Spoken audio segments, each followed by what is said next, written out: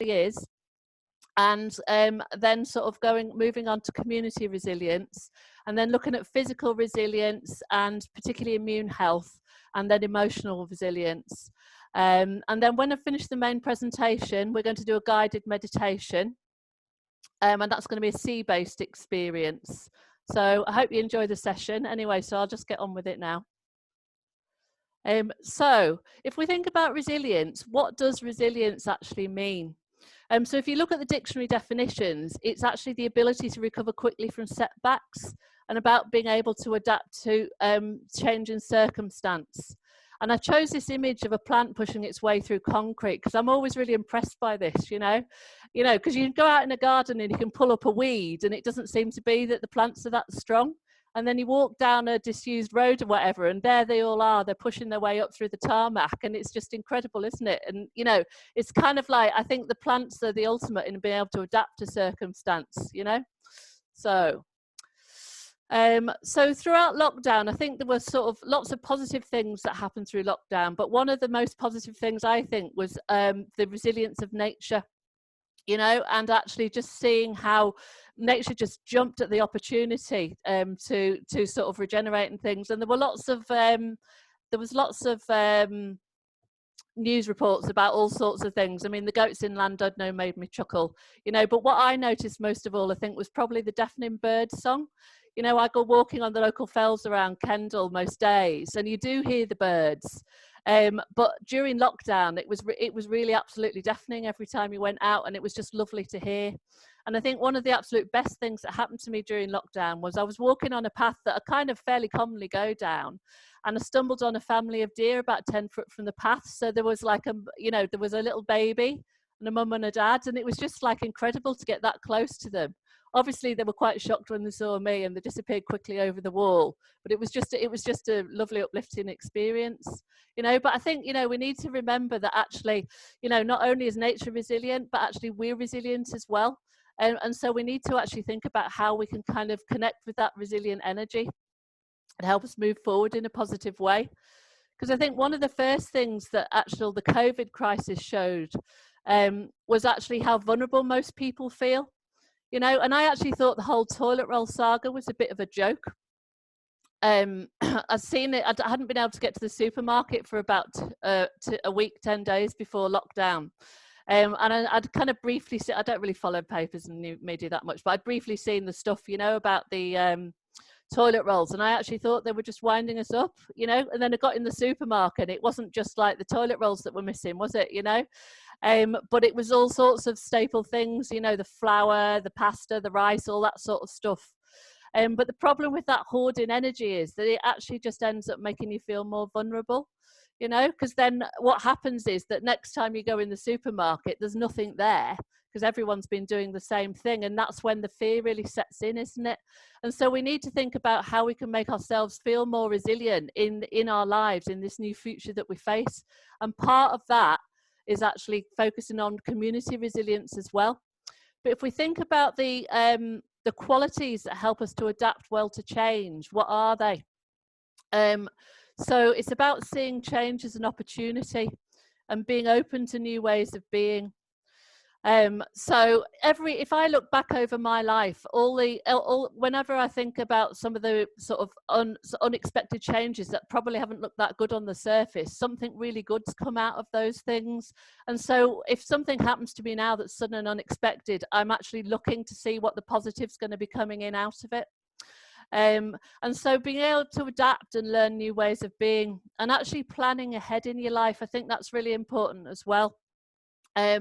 So you need to know where you're going in life, you know.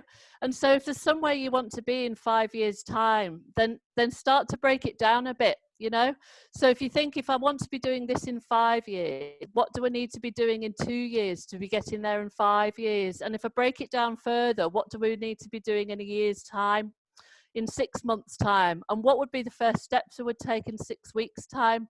You know, because people who are successful in their lives, they're planning where they're going in life, aren't they? And it's about being resourceful as well. You know, so when resources run low, it's like finding other resources of other sources of what you need in your life. And if you think about our ancestors, the hunter-gatherers, that's exactly how they lived, isn't it? You know, they didn't live in one place. They moved to follow the food, and if they hadn't have done that, the human species wouldn't have survived. And obviously, we don't need to live on that level now, but it's that sort of quality of actually being able to adapt, and then looking for other resources when you need them, another way to source your resources. So it comes up to, again, to be willing to learn new ways. So if we look at community resilience, because I think this is really, really important, because no man's an island and none of us are going to thrive on our own. And so if we want to be strong in the future, we've got to actually help the community around us to be strong as well. And I think that was one of the other really good things that came out of lockdown, was seeing how many people were willing actually to step up and volunteer to help the people in the community. And there was like groups of volunteers in all the towns and things throughout the country, you know, and there was throughout the world, you know, there was people doing people's shopping for them, or, you know, going to the chemist for them, or, you know, maybe just ringing them up and having a chat. So people who couldn't leave the house, who were isolated and alone, then there were people who were willing to volunteer and do that sort of thing, or walk the dog, or whatever it was. But they were all really good ways, you know, of strengthening the community. And protecting the vulnerable in the community is a really important way of having a strong, thriving community. We also need to think about developing local sustainable food production. You know, because if we rely on food from the other parts of the world, you know, from Australia or America or wherever else it's coming from, and you get a global crisis, then we're not going to have the food available that we need. And so we've got to do whatever we can to support the local farmers, you know, and to help them, you know, we help them to grow by actually buying their produce. And, you know, the more we support them, the more they'll expand and the more they'll provide the stuff that we need. And that will strengthen us locally. So we need to look about protecting nature, you know. So nature's a wonderful resource around us, but it's actually in crisis at the moment. And that's one of the reasons I chose this image of the bee on the flower, because I don't know if you're aware how vulnerable the bee population is. But the bees are dying off in their millions, and they're being damaged by the chemicals and the pesticides in the environment, you know. So obviously food producers are a big part of that. But a lot of us have got gardens as well. So you need to be more responsible about the chemicals and things you're using in your garden. You shouldn't be using chemicals, you know. Should be going back to old style methods, you know, pulling up the weeds, not thinking what weed killer do I put down, you know. But it's also about the choice of the things that you grow. And so we can support the pollinators by planting more flowers that attract them in the first place. Because we've got to nurture all those resources around us. We've got to help them thrive too. So food resilience, it's really important, isn't it? And obviously I'm a nutritional therapist, so I totally get how important food resilience is, and how important healthy food is to be healthy in the long term. And I suppose the best analogy, I think, because I always struggle a bit to understand why people don't kind of make the link between what they're eating and the health, you know. But you wouldn't put diesel in a petrol car and expect it to go very far, would you? You know, and I think it's the same for us as well. It's like when you're younger, your bodies might tolerate so much junk food and all the rest of it. But as you get older, it's really important that you're actually feeding yourself properly. And if you can start feeding yourself properly for a younger age, then you're going to be protecting your health in the longer term. So I've already mentioned that we need to look about how we can grow healthy food sustainably in the community. And one way you can do that is through gardening and growing your own. You can't actually beat the nutritious value from homegrown organic food. You know, that's going to have the top level of vitamins and minerals in it. You don't actually have to have a garden to be able to grow food. You can grow food anywhere. You can grow it on window ledges or balconies. You can use grow bags if you don't have a garden or space or land. Every town's got allotments, and they're really cheap as well. I've got a field now, so I don't. But I used to have an allotment, and I think it was £36 for a year, which is really cheap space, you know. And you get enough space to grow plenty of food on allotment. They're also a great community to be part of.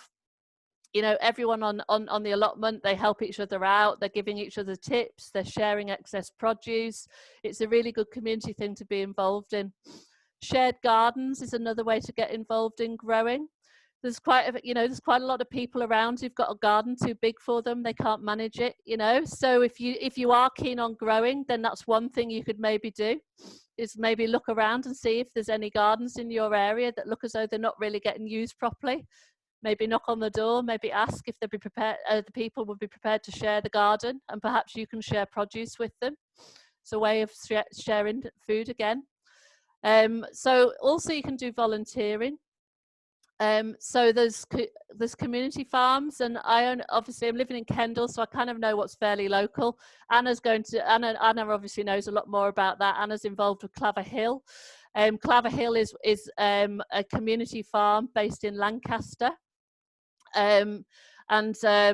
Basically people can drop in and maybe Anna, you should sort of say here, but people can drop in and take part, can't they? Is it Fridays and Sundays your main volunteer days?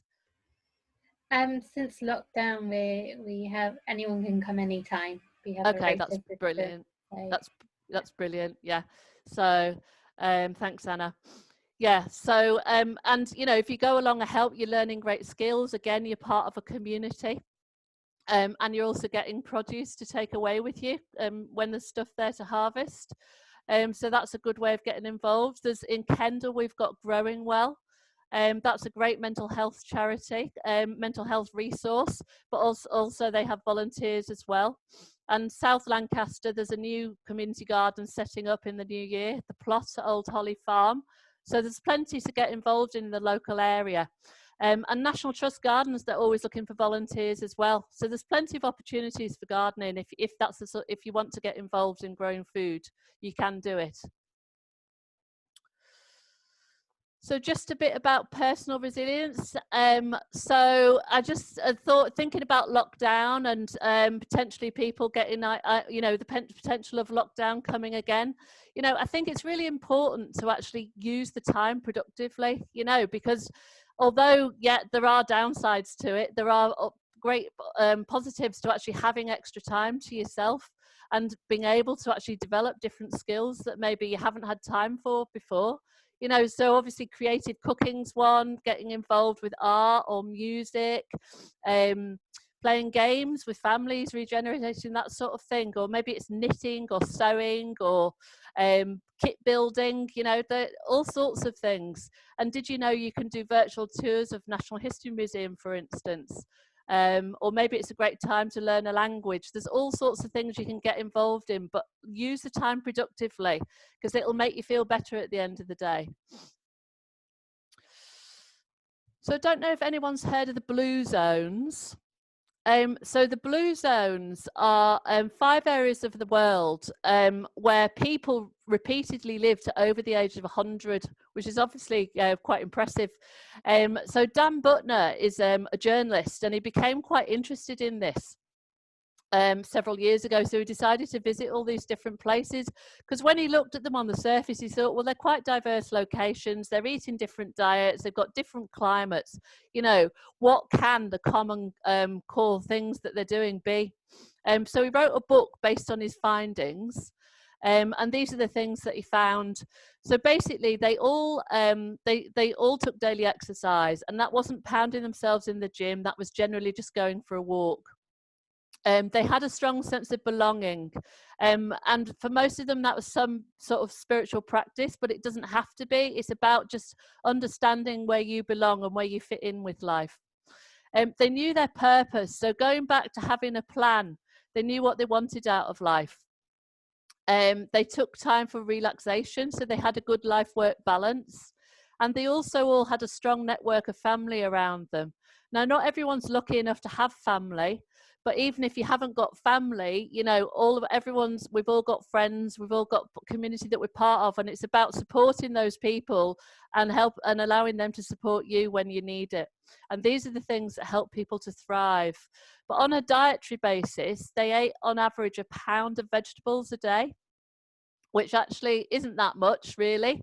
I recommend to most of my clients that 50% of 2 meals a day should be vegetable. So it's quite, it's quite easy to achieve, really. They ate pulses on nuts on a daily basis, and on average they ate 20% less than the general population. And lots of studies show that that is actually good for your health, and it's more likely to produce longevity. And they also drank red wine on a daily basis as well. So those are the common things. So there's surely something good in there for everyone. So if we look at resilient health, I think the thing that we're all concerned about is immune health at the moment. And so what can we do to develop a strong immune system? Because a strong immune system is what's going to defend us from bacteria and viruses. So it all starts in the gut. So we've got about 3 pounds of bacteria in a gut. And usually in most people, it's a bit of a mix of the good and bad guys. And what we're wanting is we're wanting more of the good guys, obviously. And so you can support the good guys by the foods that you eat.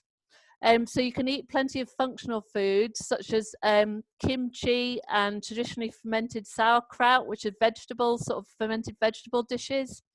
You can use kefir. I don't know if you've heard of kefir. That's quite easy to make at home. It's just like a fermented drink. You can buy a kefir starter kit, for instance, for about £6, and if you look after it, that'll keep going for years. So it's easy to do. You can supplement with probiotics, but you don't need to take them all the time. And eat plenty of vegetables as well, and make sure that you get some raw vegetables because they'll still have the soil bacteria on them. So what do these gut bacteria do? So they have all sorts of different functions. So they help you to digest your food. They manufacture B vitamins. So in your bowel, you're actually manufacturing B vitamins. They also help you to balance inflammation, and that's really crucial because inflammation is probably the main driver for chronic disease. So inflammation's behind heart disease, cancers, strokes, autoimmune disorders, chronic degenerative things. And so you've got to do what you can to keep inflammation in check. You also produce feel-good chemicals such as serotonin through those bacteria. So you've really got to help them thrive. So the sorts of things that can damage the bacteria are stress. Cortisol actually damages the bacteria, but also certain sort of medications. So antibiotics are probably the worst ones. If you ever have a course of antibiotics, you must always follow up with a course of probiotics. The pill and HRT can also damage the bowel flora, and prednisolone. They're probably the sort of main ones that come to mind when I think about medication that damage the gut flora. So vitamin D and vitamin A, they're really, really important for helping us to block bacteria and viruses from entering our bodies.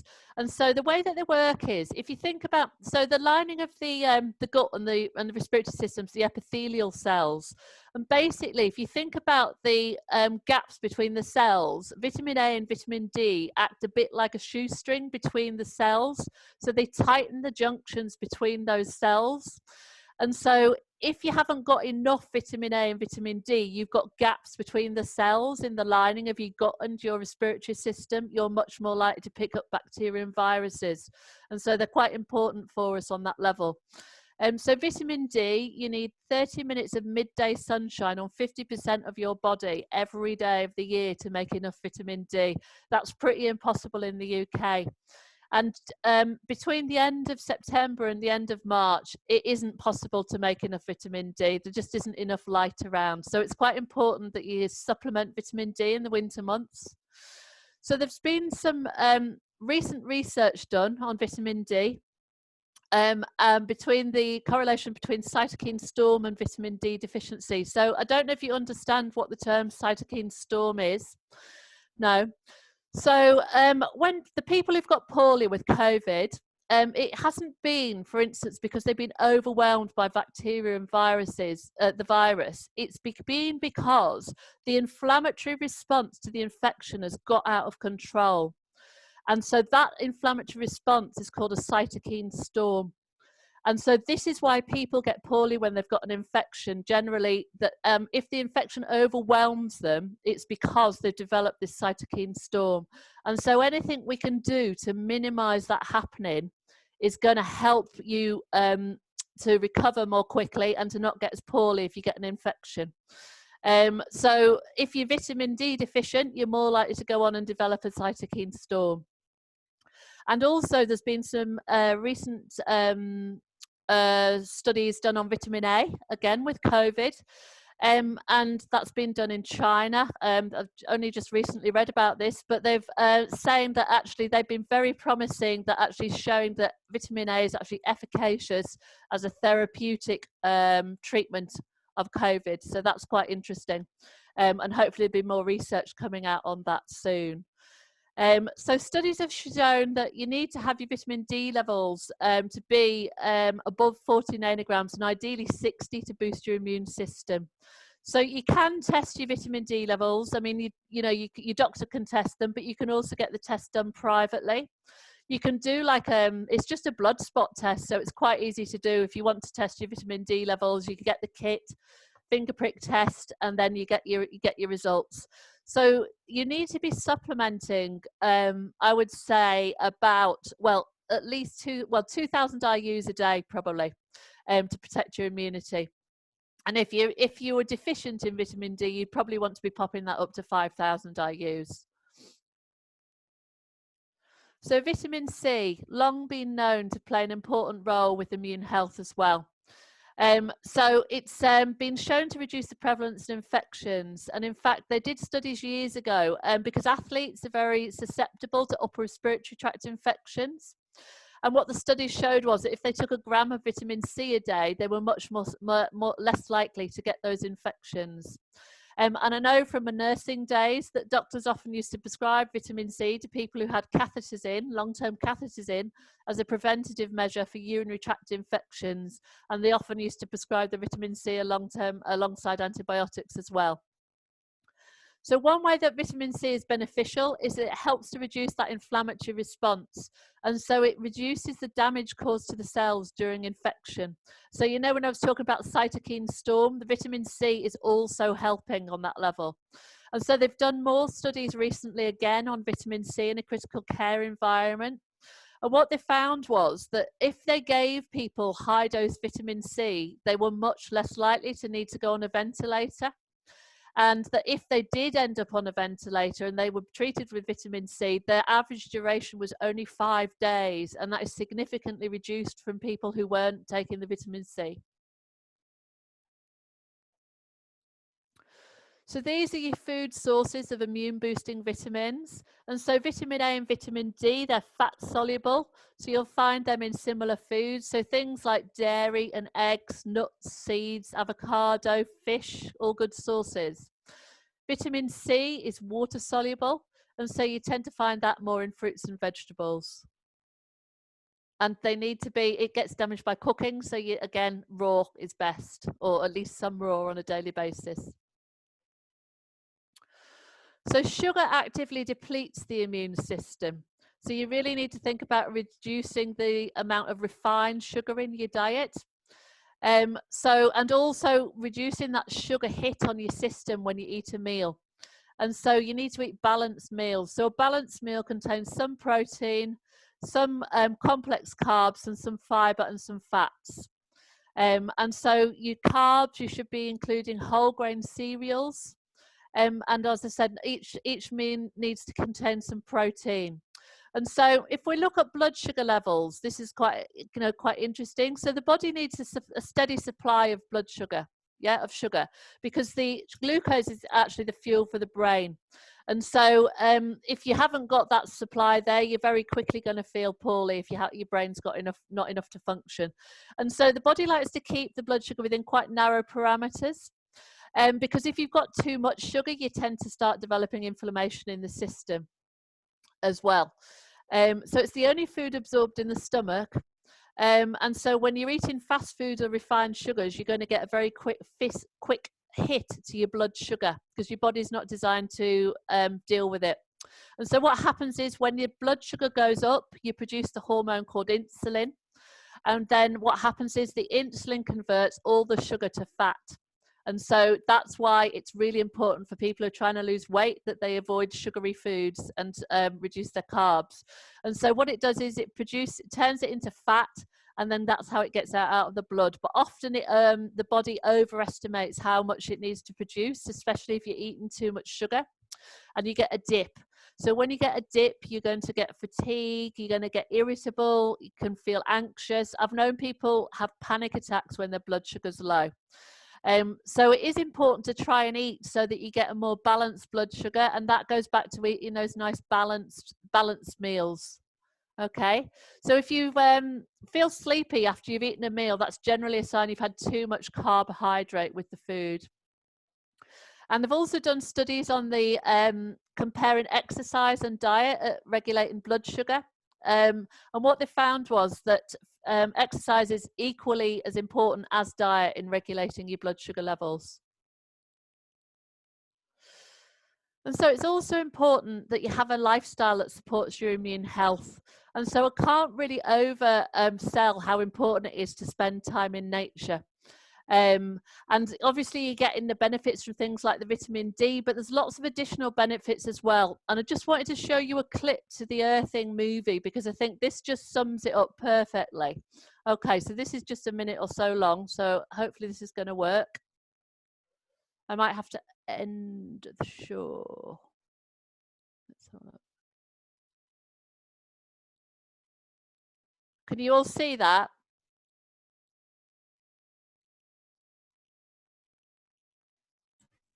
No, it's not come up.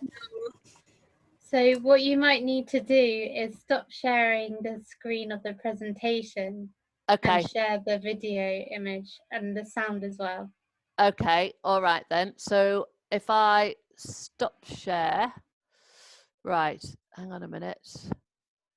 I'm just going to, now I just want to bring that back to 0 again. Right, okay. Oh, I'm stuck in this screen now. Hang on, exit full screen. Right, okay. Right, so share screen with sound, yes? And then you select the video window. Okay, so that'll be that one, won't it? Oh, optimize for sharing, right. Can you see that now? Yeah. Yeah. We have so much inflammation in the body, and it comes out in illnesses. We go to a doctor with all these complaints, but a lot of it is silent inflammation. So how do we reduce inflammation? In simple terms, grounding is literally putting your bare feet on the ground.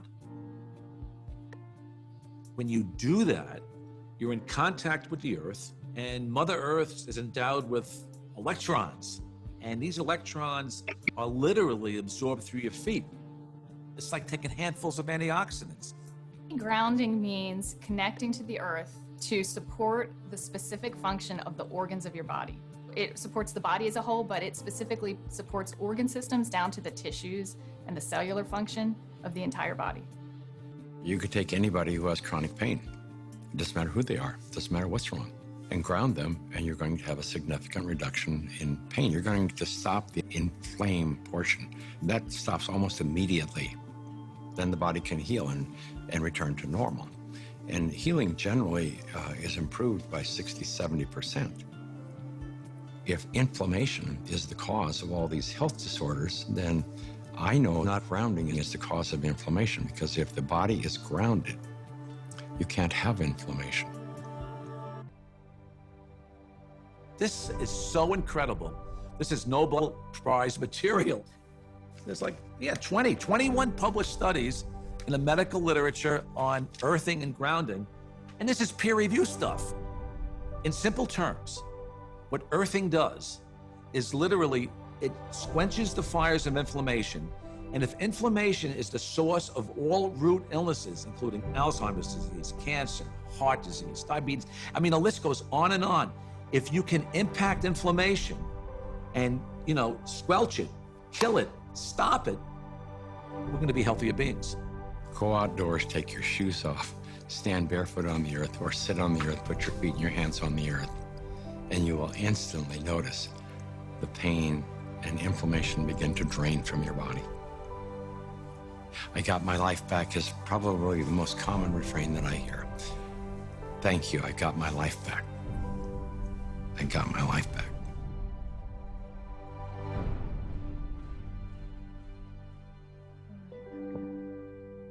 I just think that's so powerful. So if you get a chance, watch the film because it's really good. It's about an hour long, but it's an easy watch. Now, so, okay. Do I need to share that again? Oh, hang on a minute. Yeah, you need to share your presentation again. Oh, hang on. Let me just turn this off. Right. Sorry. We're not in a rush. Right. Okay. So, back to there, isn't it? Okay. Right. Brilliant. Okay. Yeah, I just think that's incredibly powerful. So if you do get the chance, give that film a watch. I really enjoy it. And it's just so simple, isn't it? Just put your feet on the ground, walk barefoot. It's incredibly powerful. So other ways we can boost our immune system. So sleep is really important as well. So I thought I'd look at some of the things that help sleep and some of the things that hinder sleep. So I think it's really relevant, the phones, the iPads, the laptops, you know, because everyone's just so hooked to these days. But the light that they emit actually stimulates your wake up hormones. And so they're probably one of the number one things now that interfere with sleep. So they recommend that you avoid using them for an hour before you go to bed. So if you can, just or if you have to use them, you can actually get like a program that changes the light on them, so it's like a red color instead of a blue color, which is more soothing, and that you can get that on your phone, for instance, to come on automatically at 9 o'clock. But yeah, it's really important to try and avoid the light. So if you don't sleep well, then I'd really think about your caffeine intake, because caffeine can seriously interfere with your sleep. So certainly avoiding any caffeine from mid-afternoon onwards. And then also I think it's really important to have a relaxing routine as well in the evening, and I think this is more and more important with more people working at home as well, that you need to have a cut off between work and then what's your time at the end of the day, and have something good planned in that time, you know, whatever it is that you enjoy, you know, it's reading, listening to music, watching a drama on the TV, going for a walk. You know, I usually spend most evenings with my animals up on the field, and it doesn't matter what's happened by the time I get back from the horses. It's kind of, I'm completely chilled, you know. Has anyone heard of melatonin before? Yeah, so melatonin is the sleep hormone, and so the opposite of melatonin on that level is cortisol. So cortisol is our wake-up hormone. Starts to rise about 6 in the morning, peaks about lunchtime, and tails off during the day. As it tails off, you start to produce melatonin, and melatonin will help you to go to sleep. Melatonin is very susceptible to light. And so if you're a poor sleeper, then you need to really think about the light around you at night. And so, for instance, you know, if you do wake up to the loo in the night, not turning the light on, but a lot of people find benefit from blackout blinds, thinking about other lights that might be on in the house. And I think importantly as well, what have you got plugged in your room? Because anything electrical emits light. And so actually removing everything electrical or turning everything off in the room, unplugging it, is a good way of having a good night's sleep. And alcohol, very tempting if you're not sleeping so well. It might help you get to sleep, but it doesn't help you have a good night's sleep. It's a bit of a sugar surge, so you get that nice little sugar rise that might make you feel sleepy initially, but what tends to happen is you then get the sugar trough a couple of hours later, and that's going to wake you up in the middle of the night. And I think most people know that actually if you have too much to drink, you have a pretty poor sleep afterwards. So yeah, so that's sort of basics on sleep. And so if we move on now to looking at emotional resilience, this is really critical at the moment, isn't it? It was critical at all times, but I think it's really more important, even more important at the moment. So honouring and nurturing yourself is vital for your emotional well-being, and having a sense of belonging in the world and a sense of connection to something that's meaningful to you. And that is, it is whatever's meaningful to you, isn't it? So for me, it's nature. For others, it might be spiritual practice, but it's whatever resonates with you. But whatever it is, it's about taking time for it on a regular basis and making time for it in your life. And so it nurtures you. So neurotransmitters, I don't know if people know about neurotransmitters, but I thought it'd be worth just covering them briefly. And so neurotransmitters basically color your mood, and they also have physical functions in the body as well. And so on this diagram, the green ones are your calming ones. And so serotonin, most people have heard of serotonin. It's the one associated with depression, and most antidepressants are governed around supporting serotonin levels. And so it is the happy hormone. It also helps you to relax and to sleep, and it gives you a buoyant mood. It's particularly impacted by light and exercise. And so you've probably heard of seasonal affective disorder. But this is a form of depression that people suffer from in the winter months because there's not enough light for them to make adequate serotonin. It's also boosted by exercise, and that's why people may have heard GPs recommending people who get, people with depression, get out for a walk every day, because it really does help. It's also impacted by the health of your bowel flora. I don't know if you remember me saying that the bacteria, you actually make serotonin with your bowel flora. And so you've got to keep that bowel healthy as well. And so when you haven't got enough serotonin, you get a lost sense of appreciation and lack of joy in life. So GABA, the other relaxing one, GABA is really calming. And so if people are suffering from anxiety, then this is the first thing I think about, is what are the GABA levels doing? So it does help you to focus as well, but it definitely reduces your anxiety levels, and it helps to dampen the stress response. And so we can actually have quite an impact on GABA levels with diet. So GABA has a bit of a kind of synergistic relationship with glutamate. And so often when people haven't got enough GABA, they tend to get too much glutamate in their system. And we do have quite a lot of glutamate in our diet, for instance. And so MSG would be the obvious source. And so people are probably, aware that you get MSG in Chinese foods, for instance. But you also got a lot of MSG in ready-made foods and processed foods. So things like packets sort of soups, or, stocks and all that sort of stuff. They've all got MSG in highly flavored crisps, that sort of stuff. And so if your GABA levels are down, then you want to do whatever you can to actually reduce your glutamate levels. And you can actually support GABA. So magnesium and B6 support the enzymes that help you produce GABA efficiently. So other ones that are relevant when we're looking at stress and mood. So dopamine is the pleasure and reward neurotransmitter. And it is very strongly associated with addiction as well. And so people who don't have enough dopamine in their system tend to repeat behaviors that cause the dopamine to be released.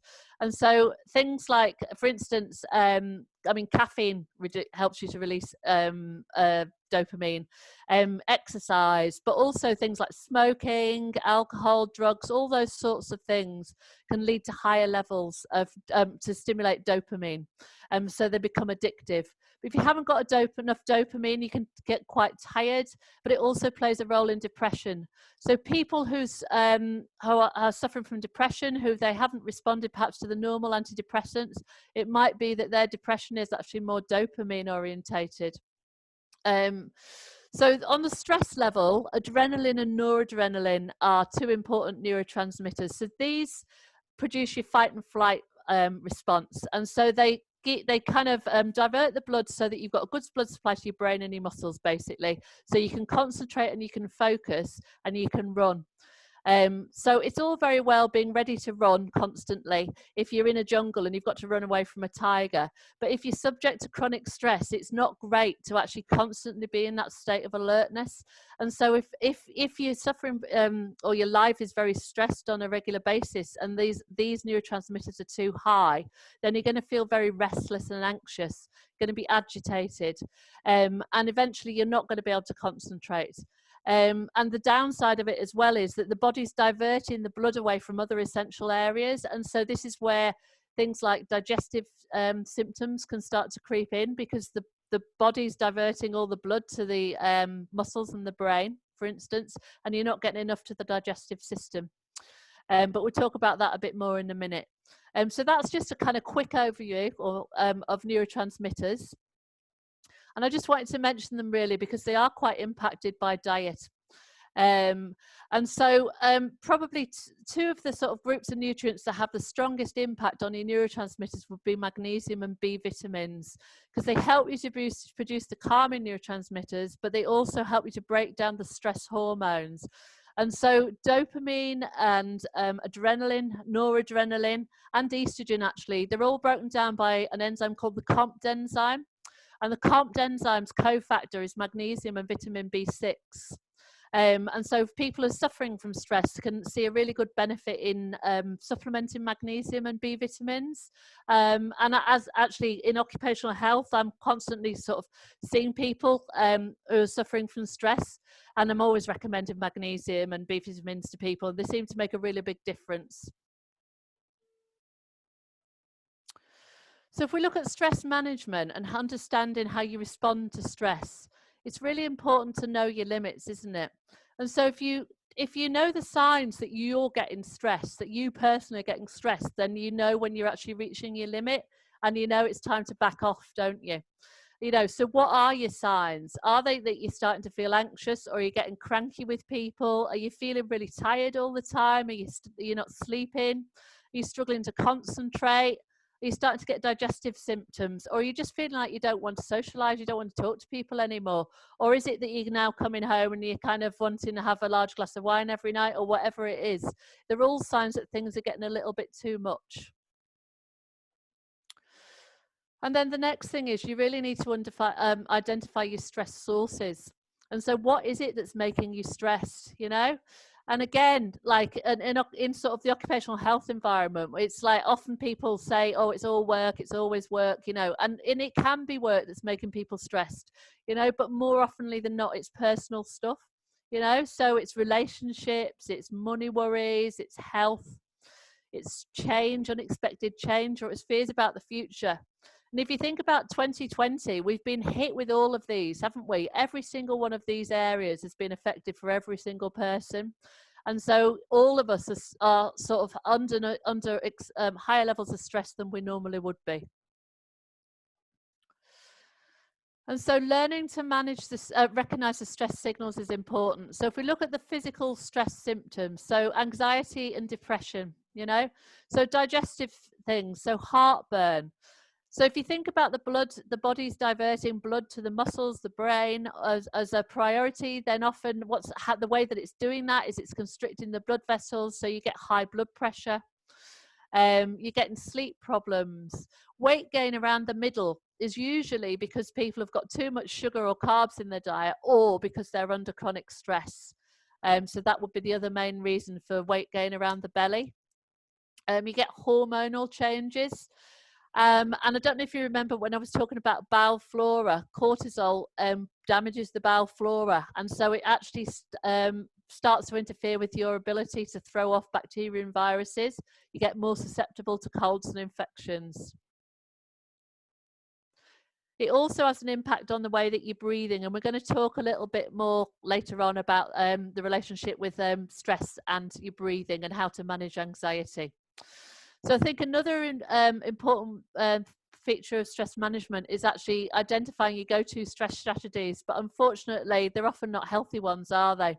So stress really upsets your blood sugar, so probably the first thing that most people reach for is the sweet hit, isn't it? You know, so it's the biscuits, the cakes, the chocolate, whatever, or maybe it's that extra large glass of wine. These are the sorts of things that people tend to go for because their bodies actually, the blood sugar's already a bit unstable and their body's wanting to get more quick hit sugar. Or maybe they're suddenly a 40-a-day smoker when they used to just start, you know, maybe be a 5-day smoker, you know, so it's all those sort of things. But what we need to do is we really need to identify our best positive coping strategies, you know, and I think the absolute best is just talking to somebody else, you know, so just finding someone that you trust, you know, be that a friend, a partner, a sibling, or maybe it's a work colleague, whatever it is, but actually talking about whatever it is that's bothering you, because a problem shared is a problem halved, you know. And so actually getting a different perspective on it from someone else can just be really helpful. And putting things into your regular routine that make you feel good. So, you know, maybe an aromatherapy bath or maybe doing some meditation or mindfulness like we're going to be doing later on, or maybe it's listening to music or podcasts. Whatever it is that works for you, it's about focusing on it and making sure you make time for it, because at the end of the day, you've got to nurture yourself. Everything that's alive needs to be nurtured, you know, it needs to be fed. And you're the same, but you're an adult, so you've got to take responsibility for yourself. You've got to look after yourself, and you've got to nurture yourself, you know.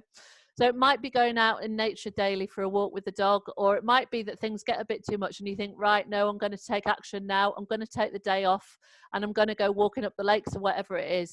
But whatever it is, you know, take time for it on a regular basis as part of nurturing yourself. So if we look at mindfulness, we're going to be doing some mindfulness at the end of this session. And so let's look at the benefits of meditation. So regular meditation actually rewires your brain. So it's really important. So it does help increase your resilience against depression and anxiety. It's a great way of managing stress, and it helps you get in better control of your emotions. So when you're doing regular meditation, you're really learning to get better control of your mind. And so you're learning to focus on your breathing, focus on whatever the kind of center of your meditation is. And so you're getting much better control of your mind. And so you can bring that skill into your daily life. And so, you know, you can bring it into controlling your emotions. You can become more productive at work because you've got better focus. You're more able to focus on things. You will sleep better if you do regular meditation. You know, all these things are going to help you have better relationships, but you'll also have improved physical health, you know, because regular meditation, it helps your immune system. It helps your health in all sorts of different ways. So if you enjoy it and you find it useful, then at the this session that we're going to do later on, and then there's lots of resources to help you learn about meditation. I really like this Meaning of Life app. It's free. You can get it on your phone, or you can actually just go on the website as well. It's a 30-day program. It's by a guy called Ashok Gupta. He's a psychotherapist. And he was one of the founding members of the Optimum Health Clinic in London, which specialises in chronic fatigue. But the Meaning of Life app is brilliant. Basically what it is it's on these 30 days, he's got like a 10-15-minute talk for every day on a different subject of mindfulness, really, or a different aspect of emotional well-being. And then there's options for 10 and 20-minute meditations, and they're guided meditations. There's also some journaling stuff you can do as well. You don't have to follow it on a chronological basis. You could start with day 30 if you wanted, but it's a really good free little app. But there's also some great websites. Meditainment's a good one, where you can download all sorts of meditations. So I think there comes a time for most people at some point in their life where they do need that extra bit of help, you know, and it's nothing to be ashamed of. 2/3 of us will suffer from some kind of mental health disorder at some point in our lives. And so I think the important thing is that if you've reached that point, that you ask for help, you know, and there is plenty of help available. You know, there's Mind is a wonderful charity, so you can self-refer to counselling through Mind. They've got a brilliant website which gives lots of information about all aspects of mental health. You can self-refer through the NHS as well, and obviously you can get your GP to refer you for counselling. There's also private counsellors. So I think it's just important, if you are going for counselling, that you just sort of check out the registers. So things like the backup register is one of them. You can look at people's profiles, and then you can sort of choose someone who feels right for you based on what they say. But I think the important thing is that you need to ask for that help when you get it. And Mind, as counsellors, actually take people out counselling, walking as well. So I think that's brilliant, you know, because some people don't find it easy to talk on a one-to-one in a room, you know, but to actually be able to go out walking on a mountain and have a counselling session at the same time sounds great to me. So these are just some practical tips for managing anxiety. So I don't know if anyone's heard of this finger holding exercise, but this is a really useful thing that you can do anywhere, and it's something that no one had even noticed you were doing. And so it's linked into the meridians, and it's based in Japanese theory. But basically through the meridians, the hands and the feet are a bit like maps for the body. And so what they've worked out is that through this, that actually anxiety tends to be held in the thumb, for instance, fear in the index finger, anger in the middle finger, sadness in the ring finger, and lack of self-respect in the little finger. And so the way that you can actually help to release these emotions is you just get your other hand, squeeze around the relevant finger, and you just hold it for 30 seconds to 2 minutes.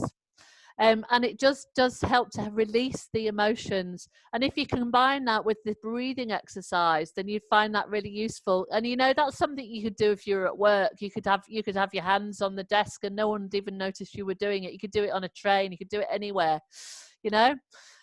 Breathing is really important. So stress really upsets the way that you breathe.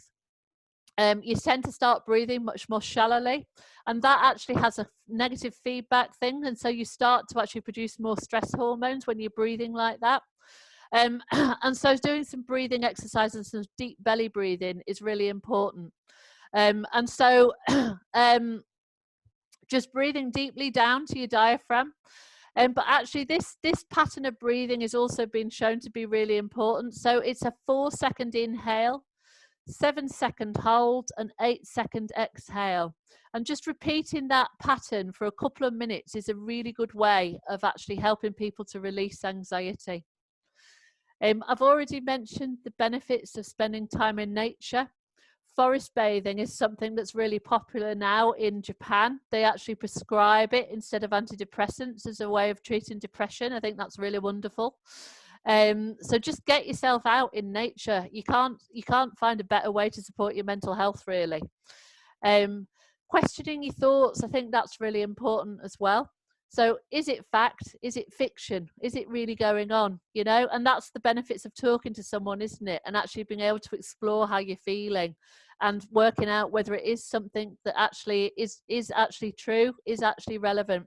Because a lot of the things that we're anxious about, they haven't happened yet, and they may never happen, or they've already, you know, we're worried about things that have already happened, and you can't control those things. You know, you could only control what's going on in the here and now, you know. So I think the most important thing probably to finish with really is to say that you need to face your fears, you know. And so if something going on, if you're struggling, it's about acknowledging, isn't it? Because I don't know if you've ever run away from something, but if you have run away from something, it just makes you feel more scared. And so it's about turning around and facing things and taking action and getting the help that you need, and looking after yourself to get yourself well again. Okay, so that's the end of the presentation. So has anyone got any questions? No? Okay. So just we mentioned at the beginning that there's a survey after each session. And so this is the link to the Survey Monkey, but Anna's going to send that out to you as an email as well. But also just another reminder to have a check to some of the other things that are going on this weekend for the Lancaster Health Festival. That's the website address. Okay, so that's the main presentation over, but this is we're going to do the guided meditation now. So I'm just going to stop sharing that and bring up, hang on, I'm just going to close that down. So okay.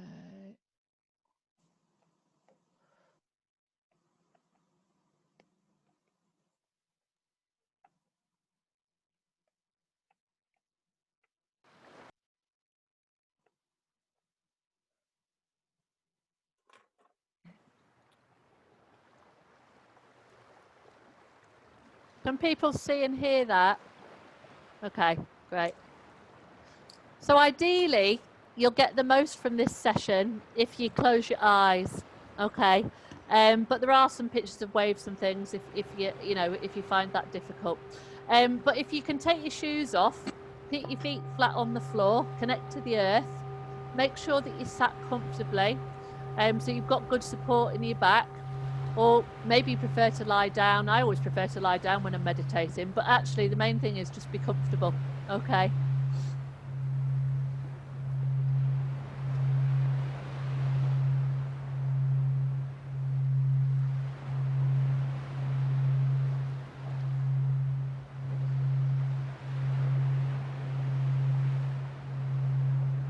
I invite you on this journey to explore the beauty of the seashore. We will be immersing our senses into the visual images, the sounds and smells of being at the ocean. We each have our own way of using our senses to experience the present moment. This journey will help you heighten your awareness through all of your senses.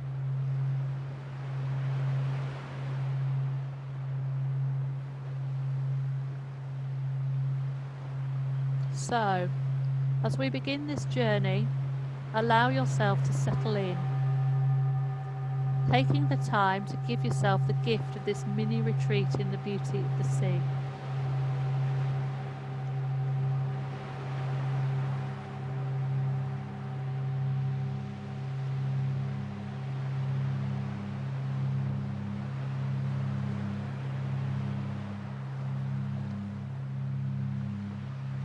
Taking off your shoes and closing your eyes, begin now to focus on your breathing, allowing any sound you hear from now on to just relax you even more.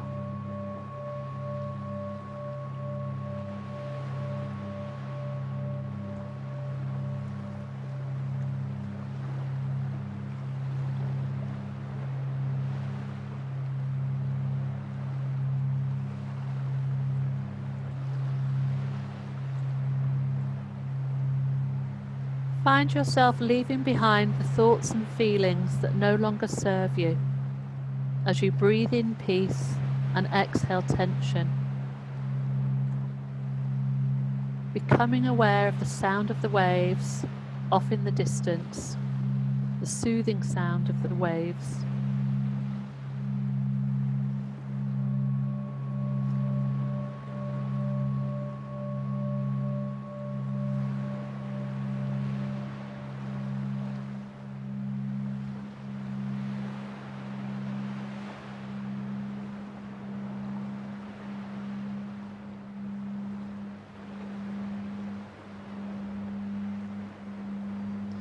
Your body is now magnetically drawn to this place where the foaming waves meet the glimmering sand.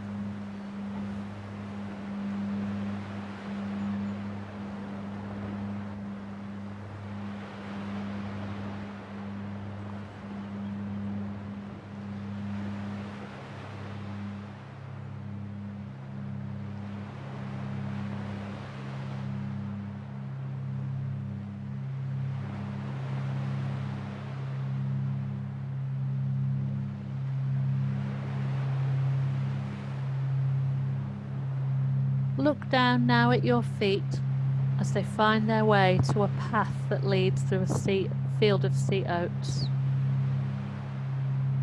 Their golden stalks are waving in the wind, and you step forward on this path, breathing in those calming ions of the salty sea air that beckon you now to come closer and closer to the shore.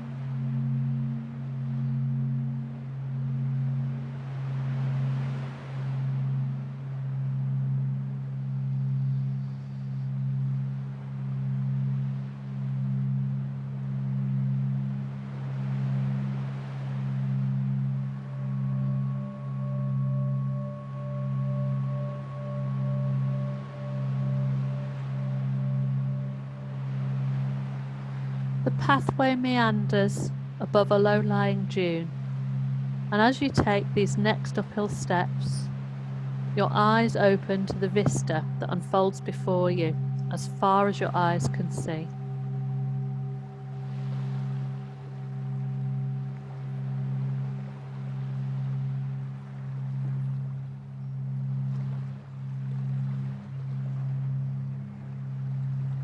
The majesty of the deep blue ocean now welcomes you as you move closer and closer to the shoreline.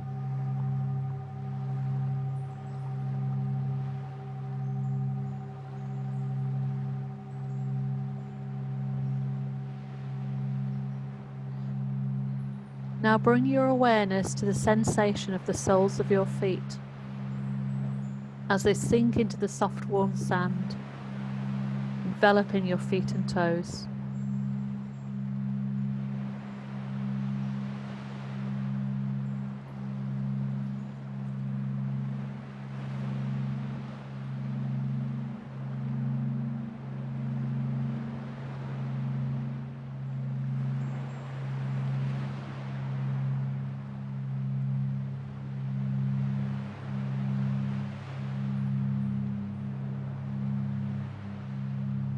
And your mind continues to clear as you breathe in the salt sea air.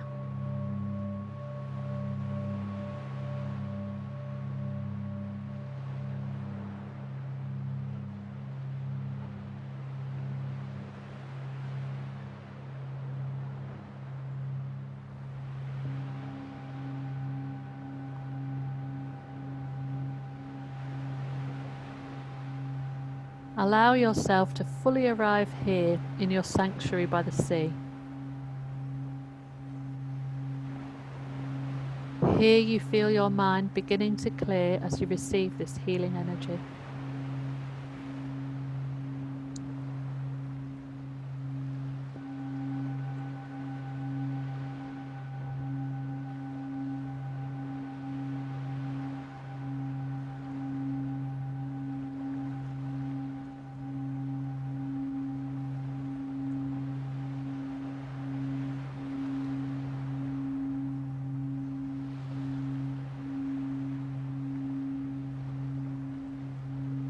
And the white froth above the waves and the hues of the blue turquoise, azure, emerald green now reflect back into the blue of the expansive sky above you.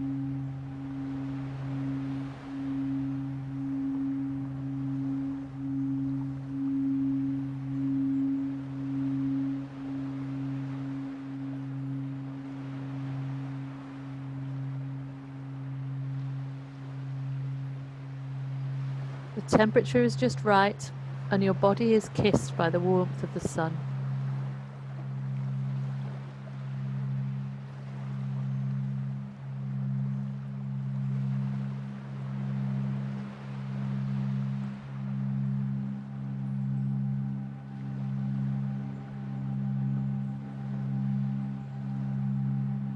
The breeze is gentle, and it brings the scent of the sea into your nostrils, deep into your lungs, clearing and soothing every cell, every organ, every inch of your body.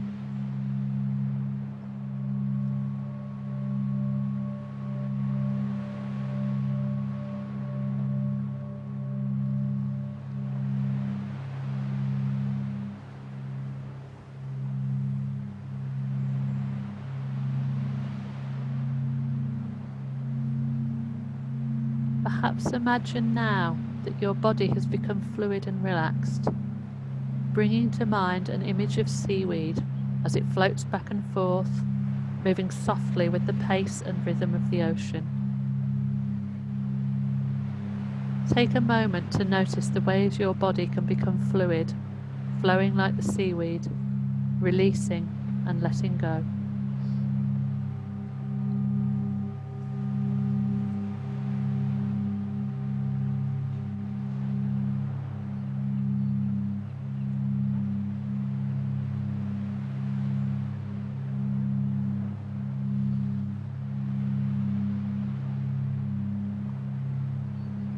And now look up and see a flock of pelicans flying in a row, just above the waves, cruising the waves, one behind the other.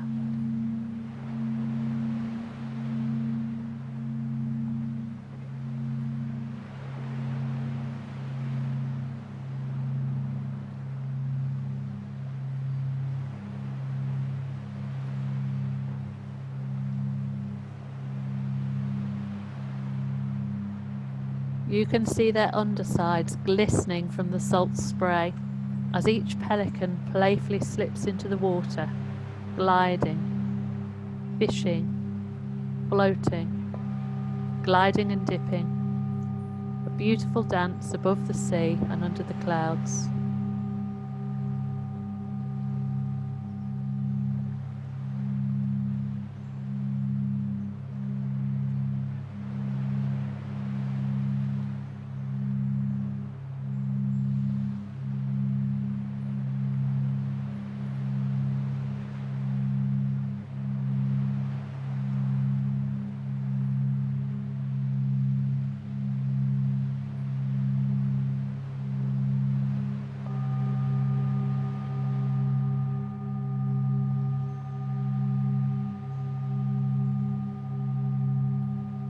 perhaps imagine what it would feel like for your body to be flying freely, feeling your wings soaring above the sea, feeling that sense of freedom, releasing and letting go.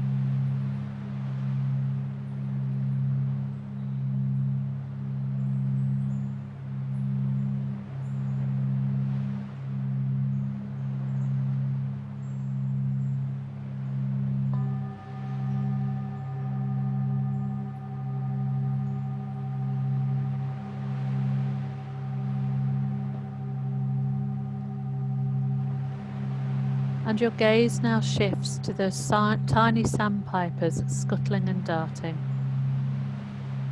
moving forward and back, dancing with the waves on the shore.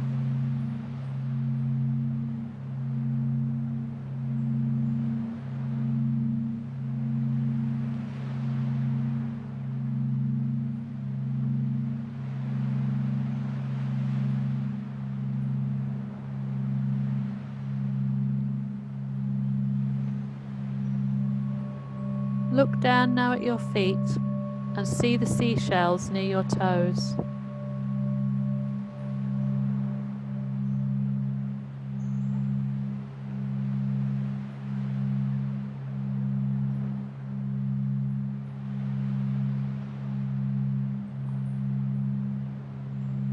They glisten under the rhythmic washing of the waves that are continuously rearranging this lovely display of shapes and colours surrounding your toes.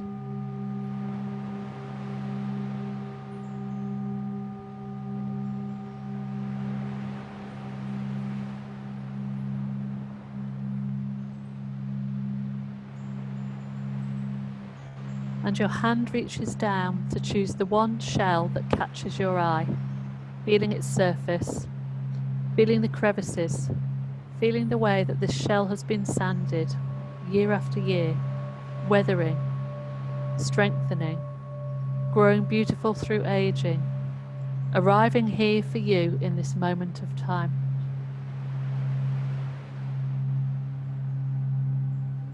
Bring this shell up to your nostrils so you can breathe in the scent of the sea hidden in this beautiful peachy treasure that the waves have carried to this resting place in front of you.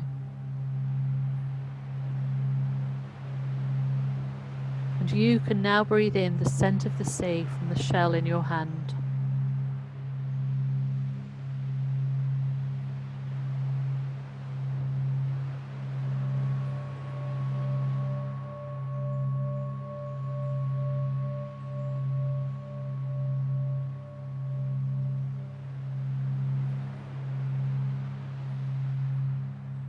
You are here receiving the gifts of the sea, one snapshot at a time, mindfully experiencing this moment as completely and deeply as you can.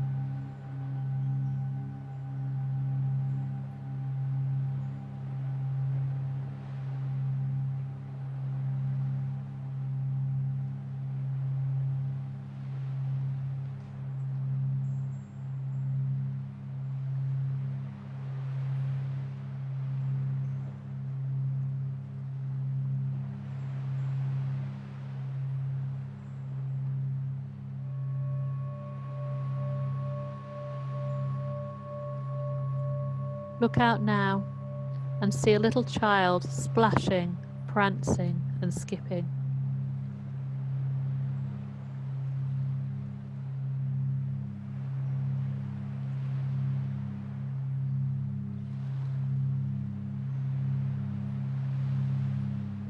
Imagine you are this child. Just for this moment, you get to be carefree, to experience the ocean through the lens of your inner child, chasing the waves on the shore, feeling that sense of excitement of being fully present in the joy of this moment.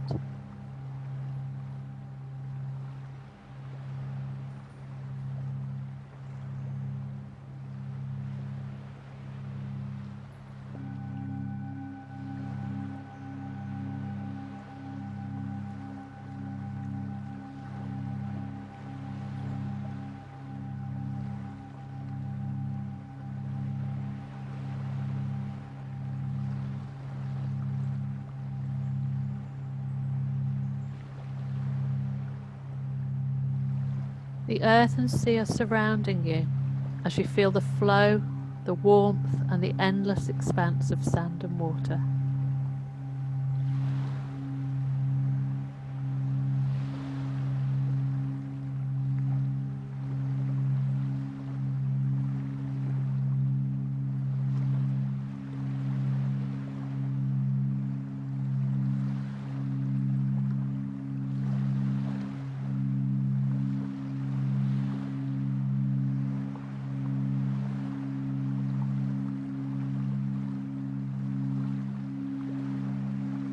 And the day unfolds ahead of you in a sense of timelessness here in your healing place, as the waves lap rhythmically on the shore.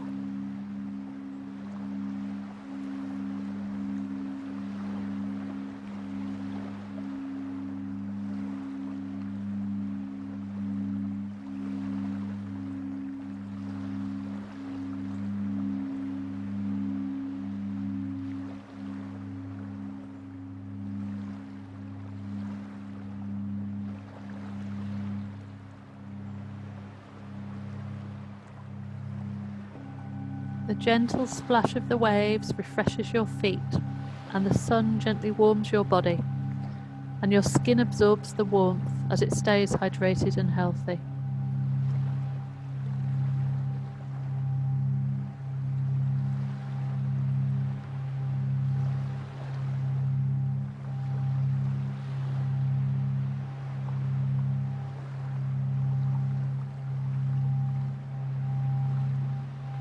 Find yourself now gazing out at this deep blue expanse.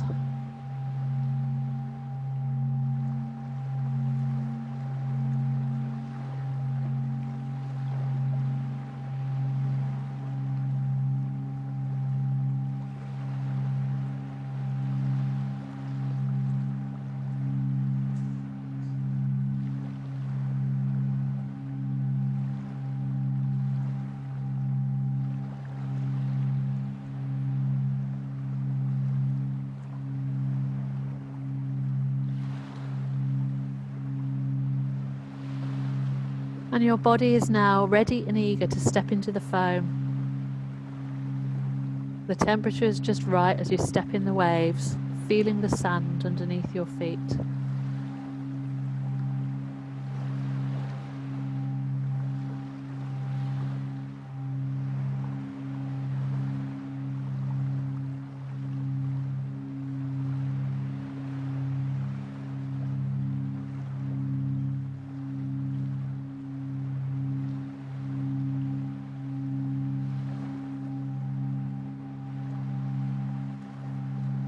You find yourself buoyant, and you now lie back, simply floating with the rhythm of the waves, feeling safe and supported, relaxed and at peace, mesmerized by the movement, the rocking of the gentle waves, and the perfect temperature of the water.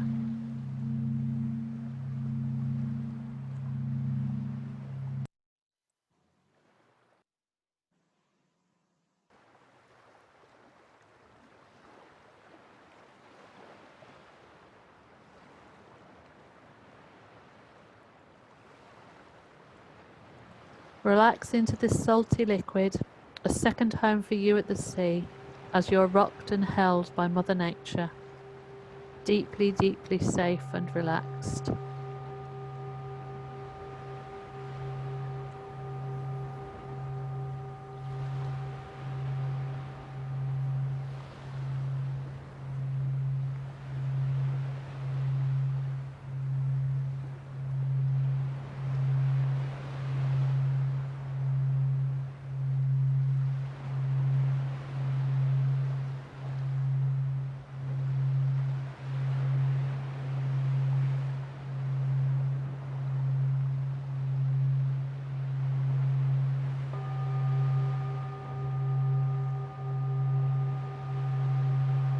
And you may continue this sense of rocking and relaxing as you step out of the waves and into your soft, comfortable chair or hammock that perfectly supports your body.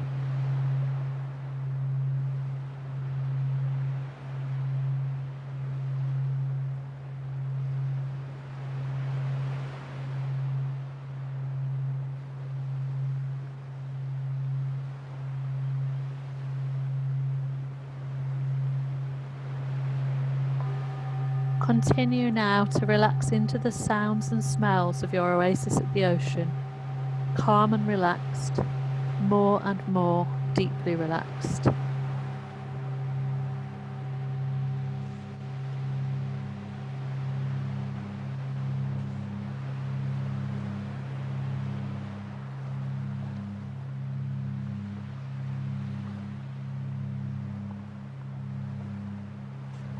And when the evening sunset paints the sky with shades of peach and fuchsia and soft pinks across the horizon, you settle into your cozy chair, relaxing into the timeless, never-ending ebb and flow of the sound of the waves.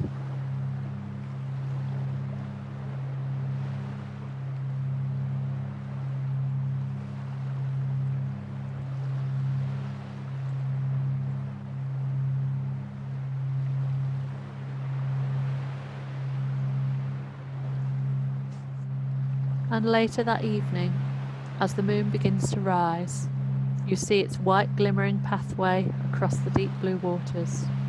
You can now fall asleep, lulled by the lapping of the waves.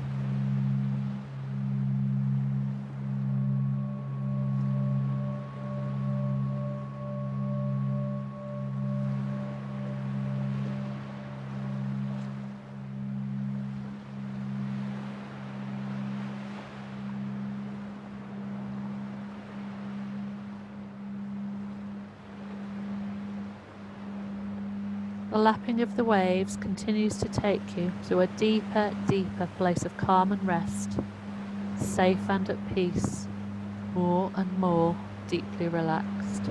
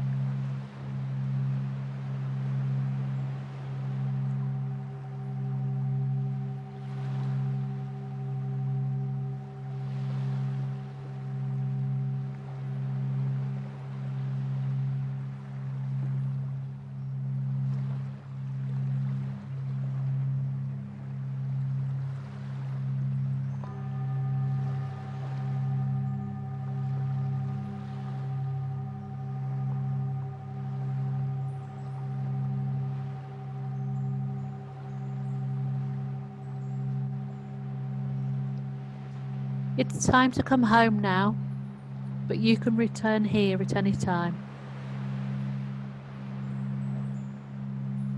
As you get up from your chair and put your feet back in the sand, you retrace your steps back over the dunes and home.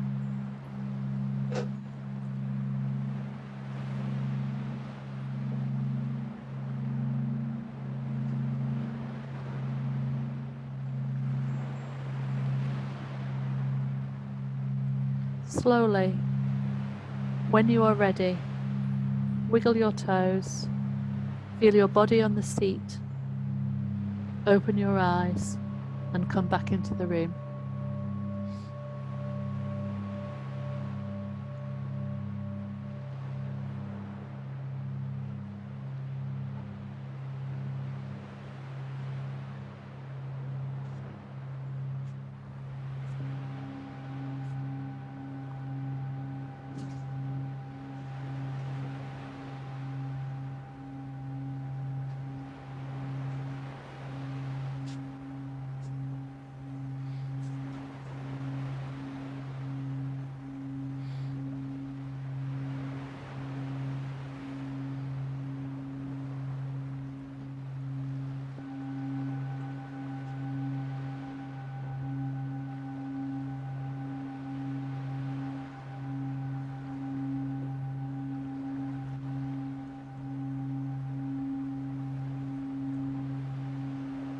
Is everyone okay? Everyone back?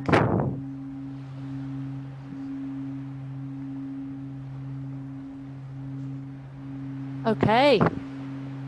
Well, that's me done now. So thank you everybody for joining us. It's been great to see you. Oh. Has anyone got any questions before we finish? There are lots of thank yous in the chat.